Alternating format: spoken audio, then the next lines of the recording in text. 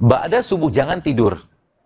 Karena tidur ba'da subuh adalah waktu di mana jantung kita lagi, jadi kondisi udara saat kita berusaha saat itu ya. Jadi waktu subuh sampai syuruk atau duha itu, duha itu ya 2 jam atau satu jam lah, mengatakan setengah jam, 1 jam kurang lebih seperti itu setelah subuh.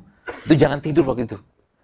Ya, kalau Anda pengen tidur, tetap udah ngantuk banget, usahakan jangan berbaring. Biarkan tidur dalam kondisi berzikir. Duduk. Sebab apa? Banyak terjadi serangan-serangan jantung ya, atau kelemahan-kelemahan jantung itu di pagi hari kayak begitu. Jadi pagi jangan tidur. Ya. Dan itu salah satu tidur yang bikin blow on. Iya, kata Ibnu Qayyim al-Jauziyah seperti itu. Jadi tidur yang bikin bodoh itu tidur ba'da subuh. Ya, selain bodoh, bikin bodoh, apalagi rezekinya ya, dikurangi sama Allah. Kenapa? Karena malaikat waktu itu lagi sibuk-sibuknya bagi-bagi rezeki dari Allah gitu ya. Dia malah tidur. Ini kan nggak sopan namanya. Jadi kalau Anda pergi bos sekalian, jadi salah satu tipsnya saya, kalau Anda pergi musola, misalkan tuh masjid dekat rumah, nah, kan ada doa malaikat di pagi hari kan. Yang malaikat itu mengatakan, ya Allah berkahi orang yang bersedekah hari ini, pagi hari ini. Maka subuh itu, jangan pernah kehilangan momen untuk bersedekah. Datang ke masjid, bawa uang, mau 5.000, 10.000, 100.000, pokoknya kencelin ke masjid, niatkan untuk sedekah karena Allah. Maka dapat doa malaikat. Dan itu dikerjakan tiap hari, nggak bisa sekali-sekali. Karena doanya itu setiap hari. Gitu kan? Ba'da subuh. Ya, ba'da subuh. Bagusnya seperti itu. Kemudian, setelah, waktu syuruk masuk, ya kalau Anda bisa ketemu syuruk, sholatlah syuruk tadi. Saya kira mungkin sebagian teman-teman sudah tahu ya, pahala dari sholat syuruk itu. Ya, kata Nabi SAW, pahalanya sempurna umroh gitu kan. Ya, kalau bisa syuruk. Syuruk itu dari mulai subuh sampai ke terbitnya matahari. Sekitar sekarang sekarang kan subuh jam 4:11. Syuruk itu kurang lebih sekitar jam 5:30 lebih 10-an lah. Kurang lebih 5:40, 5:45 lah kurang lebih. Ya, sholat waktu itu.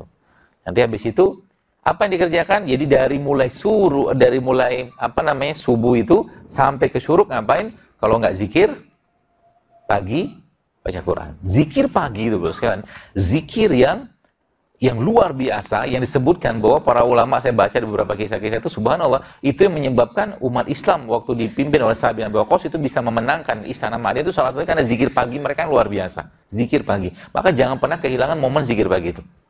Kalau Anda misalkan pulang atau pergi kantor misalkan ba'da subuh, nggak apa-apa di motor atau di kendaraan, tetap zikir pagi. Hafalkan zikir itu. Karena itulah kemenangan kita di situ. Jangan lupa zikir pagi. Ya, dan lagi-lagi saya sampaikan, ibadah itu adalah nutrisinya kolbu. Zikirnya kita sebenarnya makanan buat kolbu kita. Maka jangan lupakan zikir. Ya, apalagi di sisa-sisa di luar mungkin kita tidak ada zikir pagi petang, ya sudah berzikir biasa aja. Dan zikir itu dilafazkan, bukan di dalam hati. Dilafazkan, diucapkan, astagfirullah gitu kan. Ya tidak perlu gede-gede lah mulutnya gitu kan. Ya, cukup kita yang dengar gitu kan, istighfar, tasbih, tahmid, tahlil atau istighfar seperti itu. Ya, baru masuk duha. Ya, jadi antara subuh sama syuruk itu jangan tidur, karena memang pernah saya tulis juga bahwa itu memang waktu di mana ada satu satu bahan yang Allah turunkan atau ciptakan di udara pagi itu yang ingat saya namanya nitric oxide atau NO, dan ini salah satu antioksidan yang paling baik. Ya. Jadi subuh itu jangan tidur, nikmati limpahan rezeki dari Allah dari udara tadi. Ya. Subuh itu. Kemudian baru masuk ke duha. Ya, duha saya kira mungkin semua sudah paham ya. Duha yang paling baik kapan? Dekat-dekat sama zuhur. Dekat-dekat sama di saat matahari mulai agak memanas, duha lah di situ. Sebab apa? Karena secara aktivitas kita lagi sibuk-sibuknya kita ketemu Allah. Ya, jadi duha itu paling baik kapan? Waktu lagi matahari panas-panasnya. Ya, bahkan setengah jam sebelum itu masih boleh. Sebelum zuhur, misalkan jam 12, kita setengah 12 duha masih boleh. Ya. Dan kalau sudah ibadah, gaspol. Gaspol maksudnya apa? Kalau Anda, misalkan para yang baru dilantik menteri kemarin kan, pasti pakai baju yang luar biasa. Ya, pakai jas, pakai apa, pakai parfum segala macam. Nah, perlakuan seperti itu, ya kalau kita lakukan adab yang sama terhadap Rob kita kepada Allah, maka harusnya lebih. Maksudnya gimana? Contoh kan, kalau Anda di sini kan kalau kerja kan nggak pakai kaos oblong. Beda sama Google. Google kata pakai kaos oblong. Jadi, kalau sudah ketemu Allah, beradablah yang terbaik. Beradablah yang terbaik. Itu bonus yang didapatnya banyak. Contoh misalkan kita bisa siapin, misalkan Anda kerja boleh pakai baju oblong, silakan. Tapi ketika ketemu Allah jangan pakai baju oblong. Bawa baju. Usaha sedikit, ikhtiar sedikit supaya apa? Supaya ketemu Allahnya lebih baik. Ya. Habis itu gimana? Nabi SAW sampaikan bahwa kalau tidak memberatkan umatku, kalau memungkinkan sekalian, Anda bersiwaklah. Bukan sikat gigi ya, tapi siwak. Ya. Dan siwak itu salah satu bentuk ibadah atau mungkin salah satu bentuk sunnah Nabi SAW yang sangat dicintai Allah. Ya, Allah mencintai orang-orang yang bersiwak. Ya, mungkin lagi wudhu itu, jadi kalau saya pernah ngitung itu kalau dihitung-hitung, ya, kita satu hari itu kalau kita bisa rutinkan saja bersiwak, itu lebih dari 30 kali kita bersiwak. Kenapa? Kalau tidak memberatkan umatku, maka setiap habis wudhu, aku akan wajibkan mereka bersiwak. Itu yang pertama. Wudhu 5 kali sehari kan?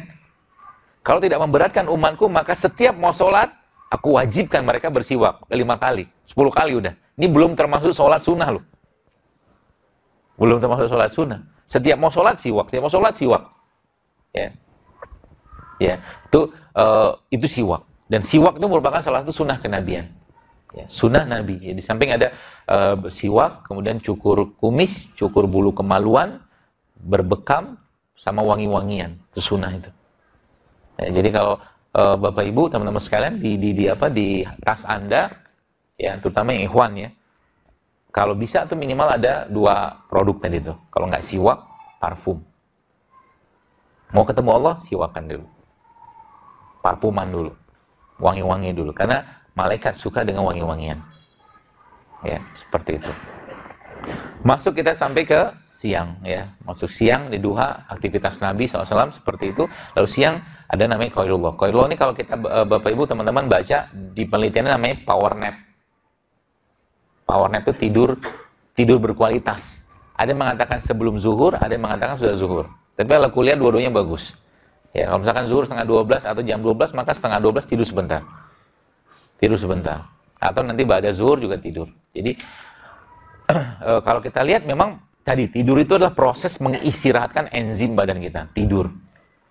Jadi kenapa ada malam? Karena memang malam itu adalah cara Allah untuk mengistirahatkan. Jadi sebenarnya kalau ada sekarang banyak orang misalkan dia makan ngantuk, habis makan ngantuk misalkan.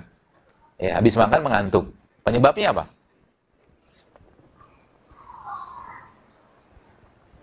Pura-pura mikir lah. Ini kan. Nanti kalau ditanya jawaban orang soleh apa? Wallahu a'lam. Meskipun tidak tahu kan. Kalau ujian tuh gampang gitu kan. Apa penyebab stroke? Wallahu a'lam. Apa penyebab kolesterol? Wallahu a'lam. Jadi kalau ujian ada 50 soal, ya Wallahu a'lam. Jelas tidak akan lulus. Jadi orang banyak habis makan tuh mengantuk, ya salah satunya adalah karena tubuhnya tidak bisa mengolah makanan tadi. Kalau tubuh tidak bisa mengolah makanan tadi, Bapak sekalian, maka tubuh istirahat dulu, bikin enzim dulu. Gitu sebenarnya. Jadi kalau Anda makan, maaf, misalkan ya, nasi yang ada minyaknya, mungkin santannya, gitu kan, plus gorengannya, plus lagi dengan gulanya, gitu kan. Biasanya habis itu ngantuk tuh. Biasanya, sebagian besar orang kan. Kan beda ceritanya kalau Anda makan karedok. Coba makan karedok. Biasanya nggak ngantuk. Kan sayur kan. Ya, dia masih banyak enzimnya. Atau Anda makan rujak. Seperti itu. Ya, maka dalam Islam memang disunahkannya, bahkan Ibnu Qayyim mengatakan bahwa salah satu sunnah kita ketika makan itu adalah makan buah terlebih dahulu.